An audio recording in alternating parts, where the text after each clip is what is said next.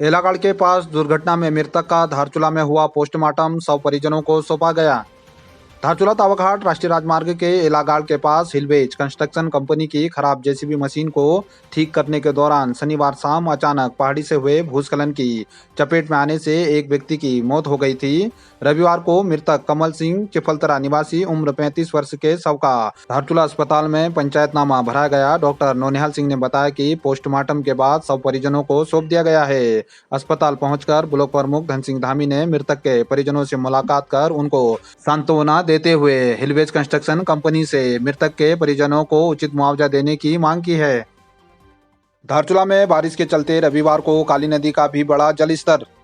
धारचूला सहित उच्च क्षेत्रों में शनिवार रात हुई बारिश से विभिन्न ग्राम सभाओं में छोटे नालों का जलस्तर बढ़ गया है, जिसका असर काली नदी के जलस्तर में देखने को मिल रहा है। काली नदी का जलस्तर रविवार को धारचूला में चेतावनी स्तर 889 के करीब 888.90 मीटर तक पहुंचने से सीमांत के नदी किनारे निवासरत लोगों की मुश्किलें बढ़ा रहा है। लोगों को आपदा का डर सताने लगा है। प्रशासन के द्वारा भी नदी के बढ़ते जलस्तर को ध्यान में रखते हुए स्थानीय लोगों से नदी किनारे से दूर रहने की अपील की गई है। चरस को नेपाल से धारचूला लाने की कोशिश कर रहे नेपाली युवक को मारमा में पुलिस ने किया गिरफ्तार। जिला पुलिस कार्यालय धारचूला के अनुसार विशेष सूचना के आधार पर एक दुकान पर छापेमारी की गई, जिसमें 565 ग्राम चरस बरामद कर अभियुक्त को गिरफ्तार किया गया है। नेपाल पुलिस इंस्पेक्टर ज्ञानेंद्र बहादुर सिंह ने बताया कि चरस तस्करी में गिरफ्तार युवक से पूछताछ की जा रही है ताकि चरस की तस्करी में लिप्त अन्य लोगों को भी गिरफ्तार किया जा सके। उन्होंने कहा कि अभियुक्त से अभी तक की पूछताछ में उसने बताया है कि काली नदी के रास्ते अभियुक्त कोटथला निवासी राम सिंह धामी चरस को काली नदी के रास्ते धारचूला भारत में लाने की तैयारी कर रहा था। बोना गांव में 2 आवासीय भवन पर पड़ी दरारें, विधायक प्रतिनिधि ने मुंशियारी में प्रशासन से की राहत देने की मांग।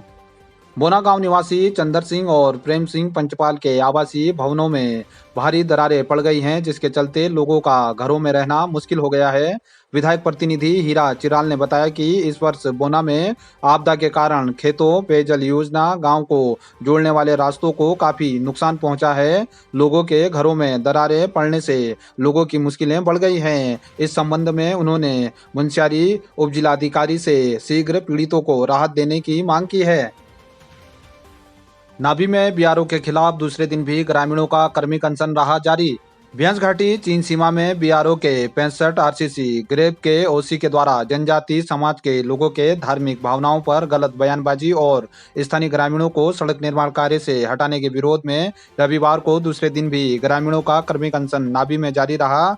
आज भी ग्राम गुंजी, नाभी, नपलचू, रोंगकोंग तथा कुटी के ग्रामीणों ने नाभी में उक्त अधिकारी पर कार्रवाई की मांग को लेकर प्रदर्शन किया।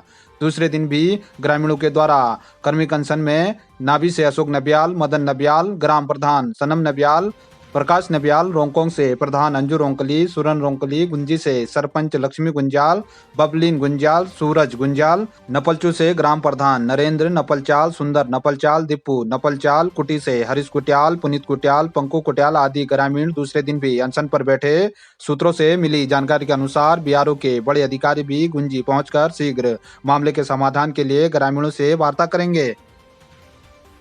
ये आज हमारे लिए सीमांत का जो एरिया है, हमारे क्षेत्र के जितने भी हमारे आदिवासी समुदाय के लोग वहाँ पर निवास करते हैं और एक प्रकार से अपैतनिक प्रहरी के रूप में देश की सीमाओं पर सेवा कर रहे हैं और उनको हमारे लोगों के साथ जो व्यवहार अफसर द्वारा किया गया है उसके लिए हम बहुत दुखी है।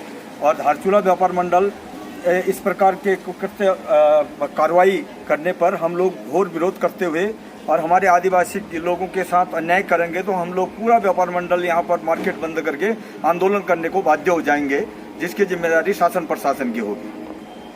और जिस प्रकार से हमारे सीमांत में निवास कर रहे आदिवासी लोगों के साथ अन्याय कर रहे हैं, ऐसे अफसरों को जो है तुरंत जो है गुंजी से हटाकर अन्यत्र जो है उनको भेजा जाए।